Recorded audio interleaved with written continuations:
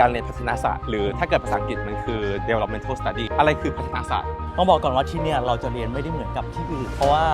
คอนเซปต์คือเราจะเรียนกันแบบ active learning เราลงพื้นที่บ่อยมากลงพื้นที่ไปเจอชาวบ้านชุมชนลงพื้นที่ไปใช้ชีวิตร่วมกันกับเขาชุมชนมันมีหลายรูปแบบการเข้าอกเข้าใจ empathy กับชุมชนในแต่ละรูปแบบเนี่ยมันเป็นยังไงอันนี้คือสกิลที่เราได้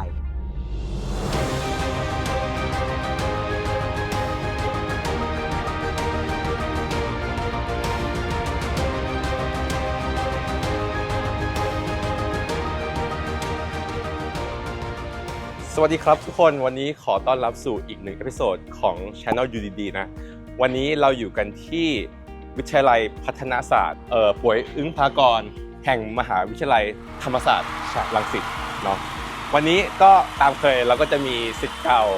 ที่จะพาเราเดินและแนะนำวิทยาลัยพัฒนาศาสตร์ป่วยอึ้งภากรโดยที่วันนี้ก็จะเป็น M ซึ่งก็คือเป็นน้องที่เคยอยู่ในทีมที่ทำงานเนาะเดี๋ยว M แนะนำตัวหน่อยเร็วโอเคสวัสดีครับเอ็มนะครับเป็นศิษย์เก่าจากวิทยาลัยพัฒนาศาสตร์ป่วยอิงพากรมหาวิทยาลัยธรรมศาสตร์ครับวิทยาลัยป่วยรุ่นแรกอันนี้เดี๋ยวเราเดินไปไหนนะเอ็มเดี๋ยวจะพาพี่ซันเนี่ยไปดูอาคารเรียนรวมก่อนที่จะไปติดคณะกันว่าอาคารเรียนรวมเนี่ยมันหน้าตาเป็นยังไง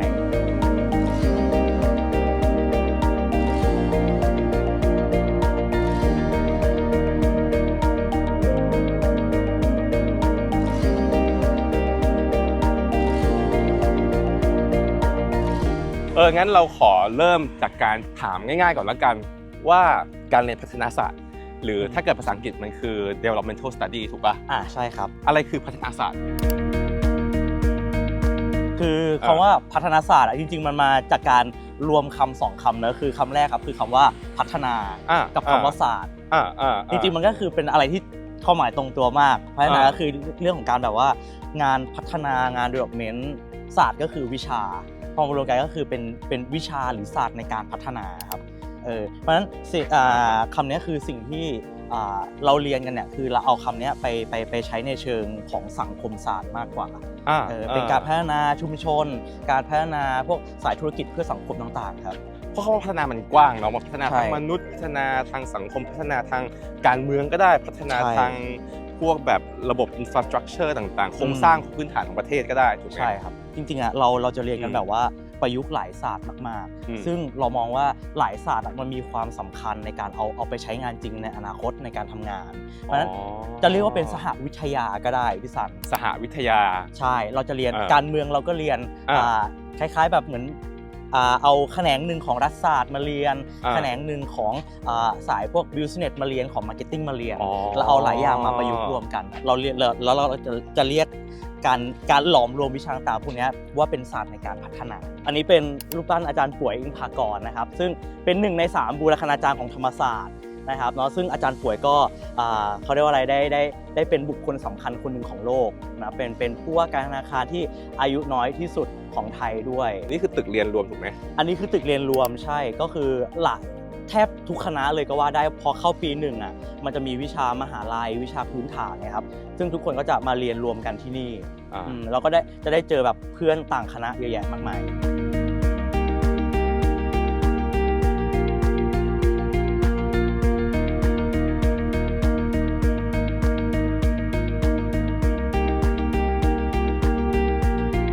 ไปงั้นเดี๋ยวเราไปเดินดูข้างในตึกเรียนรวมกันก่อนอันนี้คือคีย์เวิร์ดของธรรมศาสตร์เพราะคำว่าอะไรนะนี่คีย์เวิร์ดธรรมศาสตร์สอนให้ฉันรักประชาชนเพราะธรรมศาสตร์สอนให้ฉันรักประชาชนใช่เป็นป้ายที่ทุกคนนักศึกษาทุกคนต้องมาถ่ายรูปด้วยเพราะจริงๆแล้วก็จะเป็นคีย์เวิร์ดแบบไฮไลท์หลักของธรรมศาสตร์เลยเพราะธรรมศาสตร์จริงๆค่อนข้างดังเรื่องสังคมศาสตร์เรื่องเกี่ยวกับการสอนเรื่องการเมืองการปกครองถูกไหมมันก็เป็นเหมือนอีกหนึ่งอุดมการณ์ของมหาลัยที่ว่าเขาต้องการที่จะผลิตนักศึกษาออกมาเพื่อรับใช้ประชาชนแล้วก็ทำงานเพื่อสังคมเพื่อชุมชนด้วยครับคือเป็นงานเกี่ยวกับ Public งานเกี่ยวกับทางแบบหมู่มวลรวมประชาชนส่วนใหญ่จริงๆมันก็คล้ายๆกับอุดมการณ์ของคณะด้วยวิทยาลัยป่วยนะครับมันจะมีความแบบสอดคล้องกันอยู่ว่านี้เรามาถึงอาคารเรียนละตรงนี้อันนี้เป็นลานเรียนปะตรงนี้มันจะเป็นอาคารเรียนรวมที่เด็กจะเรียกกันว่า SC ครับตึก SC เนาะมันก็จะเป็นแบบอาคารแบบวงกลมเหมือน UFO เป็นตึกที่เด็กเดินหลงกันเยอะที่สุดวิสันเรียนจบปี 4ก็ยังหาห้องกันไม่เจอจริงเพราะมันจะเป็นวงกลมแล้วจะแบบแตกออกเป็นแบบซอกซอยต่างๆ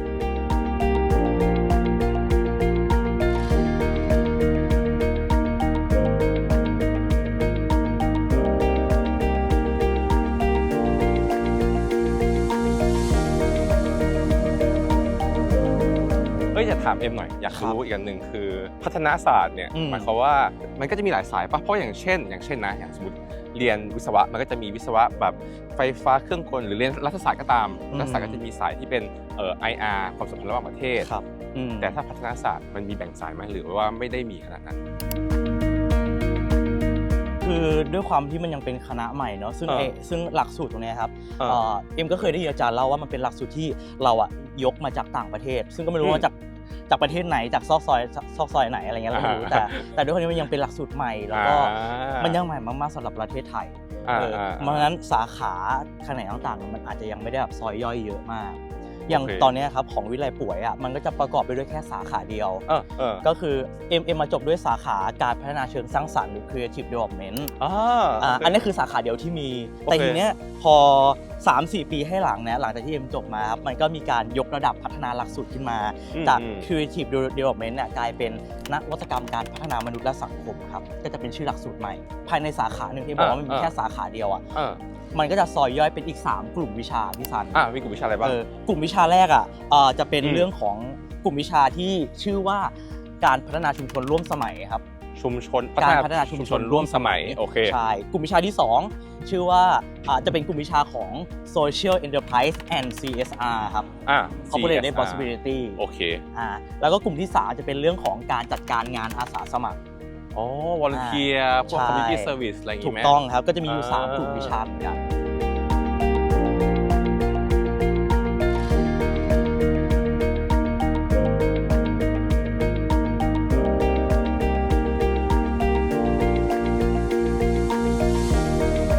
ไหนๆก็เมื่อกี้คุยเรื่องพัฒนาศาสตร์งั้นคุยต่อดีกว่าว่าการเรียนพัฒนาศาสตร์เนื้อหาในการเรียนเป็นยังไงบ้างต้องบอกก่อนว่าที่เนี่ยเราจะเรียนไม่ได้เหมือนกับที่อื่นแบบคณะอื่นนะเพราะว่าคอนเซปต์คือเราจะเรียนกันแบบ active learning คือมันจะมีแบบไม่ใช่แบบว่าเป็นแบบมานั่งเลคเชอร์นั่งโต๊ะอะไรอย่างเงี้ยครับมันจะมีแค่ประมาณ 20-30% ไม่เกินที่เหลือประมาณ 70% อาจจะเป็นแบบ active learning จะทำงานแบบลงพื้นที่จับกลุ่มทำงานอะไรเงี้ยครับแบบลงไอเดียลงความคิดสร้างสรรค์แบบตลอดเวลาแล้วการให้คะแนนมันให้ยังไงคือมันสมมติเป็นวิชาที่ต้องลงพื้นที่อ่ะ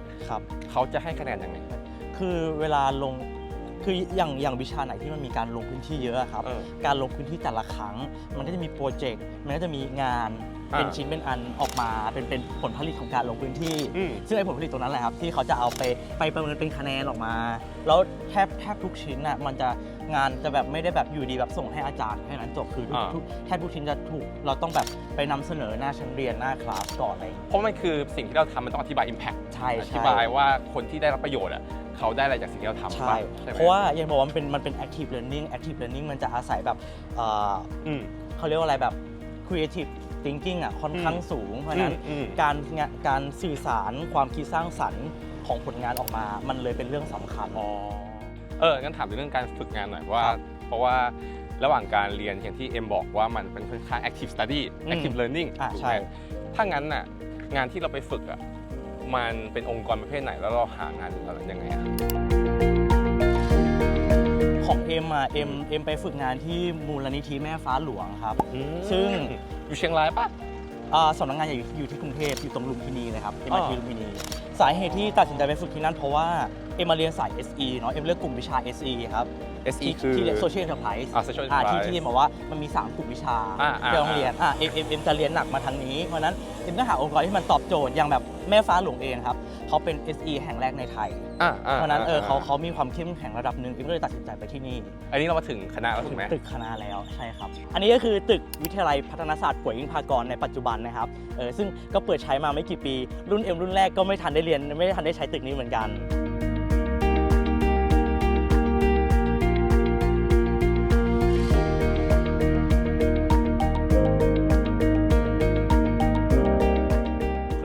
เรียกป่วยเรียกว่าป่วยน่าจะง่ายว่าป่วยอันนี้เป็นคณะก็เคยเข้ามาแล้วแต่ก็ยังไม่เคยใช้งานเหมือนกันไม่เคยเข้าห้องเรียนอะไรเหมือนกันครับเป็นการเดินขึ้นครั้งแรกของเอ็มเหมือนกันสิเก่าที่ไม่เคยใช้ตึก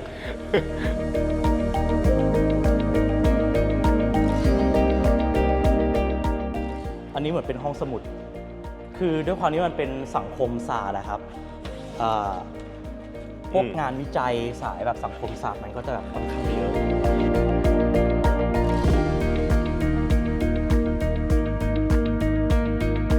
PSCS เนี่ยก็จะเป็นชื่อย่อของคณะที่เป็นภาษาอังกฤษครับซึ่งมันก็ย่อมาจากป่วยอึ้งภากร Social Development Study ครับเรื่องนี้อยากรู้ว่าเรียนจบไปปกติคนที่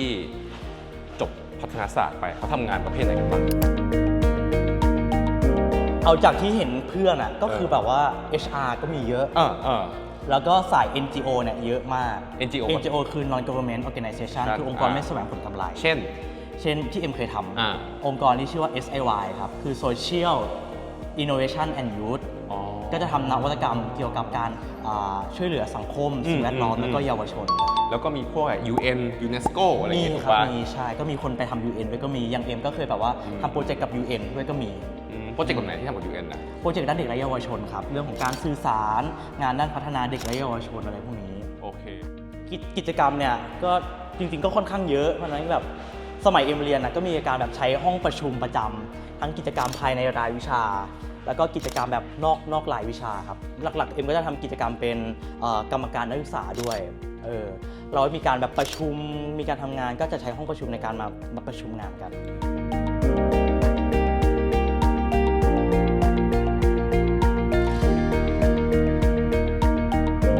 เท่าที่เห็นน่าจะเป็นเรื่องของการเตรียมความพร้อมในการฝึกงานแบบสหกิจสหกิจคือฝึกงาน4 เดือนระยะยาวอย่างเอ็มไม่ได้ฝึกงานแบบสหกิจเอ็มจะฝึกงานแบบระยะเวลาแค่2 เดือนแต่น่าจะเป็นฝึกงานแบบสหกิจบางคนที่ต้องความแบบต้องการแบบว่าเต็มแม็กซ์เต็มสูบ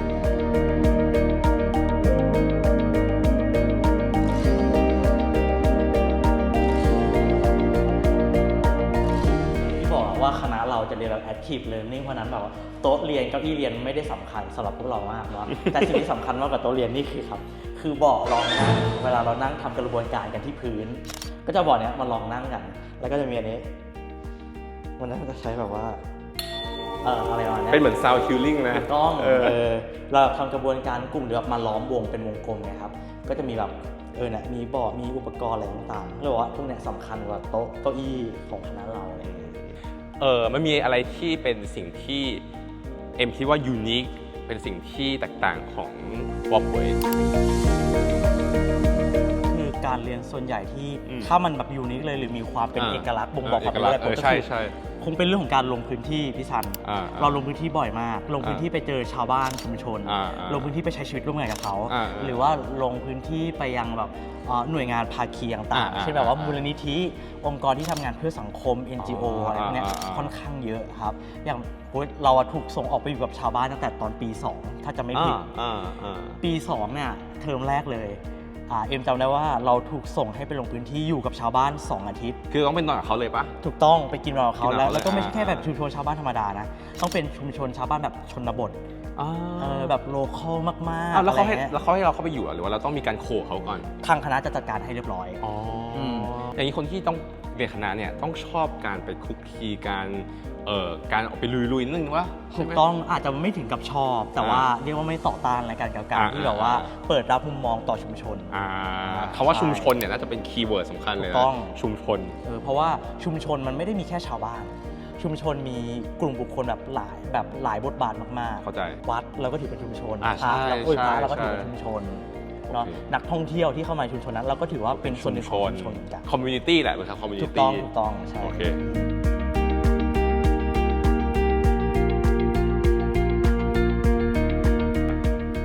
วิทยาลัยป่วยจริงๆเขาให้ความสำคัญกับพื้นที่โดยรอบมากๆเพราะว่าอย่างที่บอกว่าเรามีการทำกิจกรรมค่อนข้างเยอะทั้งแบบในวิชาเรียนแล้วก็นอกวิชาเรียนเพราะฉะนั้นพื้นที่นอกห้องเรียนเป็นอะไรที่สำคัญมากๆในการแบบมาทำกิจกรรมหรือมามีตติ้งกัน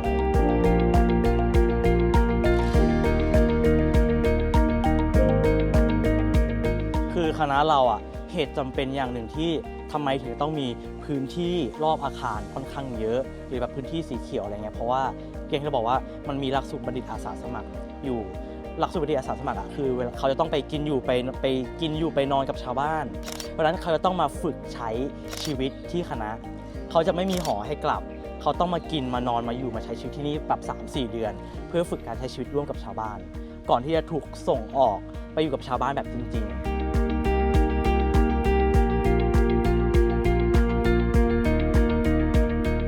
อย่างของธรรมศาสตร์เองเนี่ยนะฮะนักศึกษาคือจะรู้กันว่าที่เนี่ยมีเส้นจักรยานสำหรับปั่นจักรยานโดยเฉพาะเนี่ยยาวมากๆน่าจะยาวที่สุดของมหาลัยเพราะว่าที่เนี่ยพยายามรณรงค์ในเรื่องของการใช้จักรยานค่อนข้างเยอะเนาะมันมีบางยุคบางช่วงที่แบบว่าโอ้โหเหลืองเขียวกันทั้งมหาลัยเพราะทุกคนต่างใช้จักรยานอะไรอย่างเงี้ยครับจริงๆประโยคนี้มันมาจากเนื้อเพลงท่อนหนึ่งในเพลงประจำมหาลัยที่เขาบอกว่าเหลืองของเราคือธรรมประจำจิตแดงของเราคือโลหิตอุทิศให้เป็นสีประจำมหาลัยเหลืองกับแดงเมื่อก่อนตรงเนี้ยจะเห็นว่าตรงนี้มันแบบมีอาคารเรียนมีไดโนเสาร์เกิดขึ้นมาเนาะซึ่งมันเป็นพื้นที่ของโรงเรียนสาธิตธรรมศาสตร์ซึ่งก่อนหน้านี้ช่วงสมัยที่เอ็มเรียนมันจะเป็นตึกคณะของเอ็มซึ่งแบบมันเปลี่ยนไปเยอะมากเมื่อก่อนมันจะเหมือนเป็นป่ารกร้างแล้วก็มีตึกที่อยู่ในพุ่มไม้ในใต้ต้นไม้เล็กๆอะไรก็2-3 ตึกอะไรประมาณนี้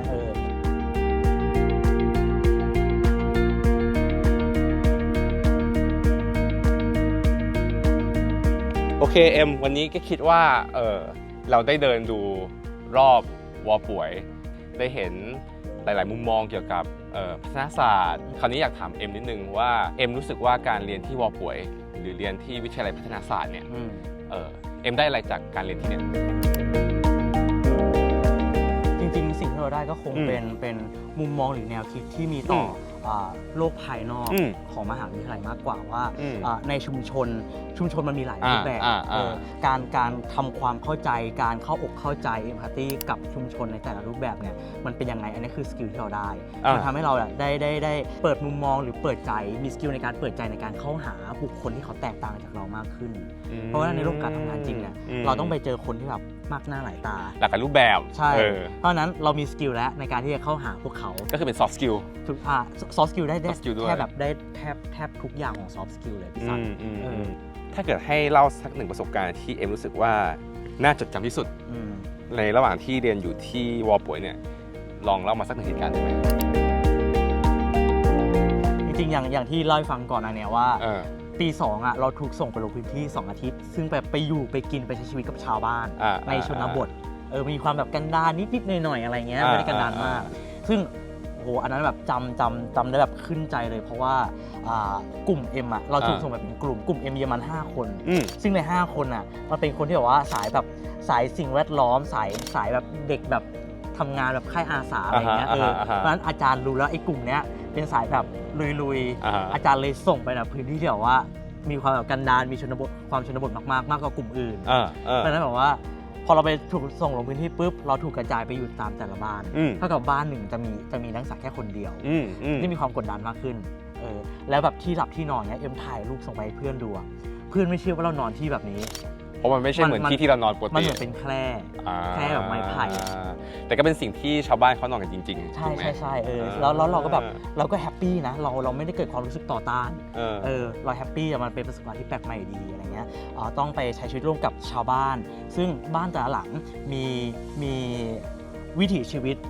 มีมุมมองที่แตกต่างกันในการใช้ชีวิตประจำวันเราก็ได้ไปเรียนรู้ในการใช้ชีวิตของเขาแบบเราบ้านที่เอ็มไปอยู่คือเขาก็เป็นร้านขายส้มตำมีลูกค้ามีอะไรเข้ามาอะไรเงี้ยเราก็แบบเราก็ไปลองทำส้มตำไปลองทอดหมูกับเขาอะไรเงี้ยจากที่เราไม่เคยทำก็ไปช่วยเขาขายของถูกต้องแล้วก็ชุมชนที่เราไปเป็นชุมชนที่แบบว่าเรื่องสับปะรดถ้าพี่เคยขับรถถ้าใครเคยแบบขับรถไปแถวโซนลาดลีจะเห็นว่าแบบข้างทางจะมีสับปะรดขายเป็นแบบเป็นเพิงขายสับปะรดเป็นอะไรอย่างเงี้ยอาจจะจำเอ็มได้อาจจะคุ้นหน้าคุ้นตาเพราะว่าเอ็มคือหนึ่งในคนที่ขายด้วยหน้าตาประมาณนี้ถูกต้องเพราะว่าชาวบ้านที่นั่นบ้านเราเองเขาก็มีไปขายสับปะรดอยู่ริมทางเหมือนกันขายสับปะรดสดแล้วก็สับปะรดแบบแปรรูปเราก็ไปทำสับปะรดกวนแล้วก็มานั่งขายอยู่ริมถนนอะไรนะครับ